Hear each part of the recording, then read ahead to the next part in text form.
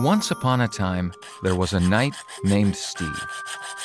Steve had a dream, manufacturing the best swords in all of Businessland. He had a difficult mission ahead, with lots of competition and no support whatsoever. Fortunately, Steve found a noble fellowship of people just like him. They also had ambitious dreams. For example, Amanda wanted to build beautiful palaces, while Oscar dreamed about selling palaces. They realized that working together was better for everybody, and their world became more vast than ever. And they all lived happily ever after. Though Businessland is fictitious, this fellowship is very real. It's called Business Network International.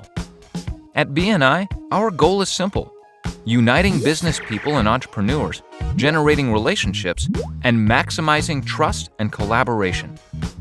Thanks to our Giver's Gain philosophy, our members create strong professional bonds that result in more business for everybody. With more than 250,000 business people worldwide, generating more business and contacts has never been simpler. Don't face the dragon alone. BNI, building better relationships.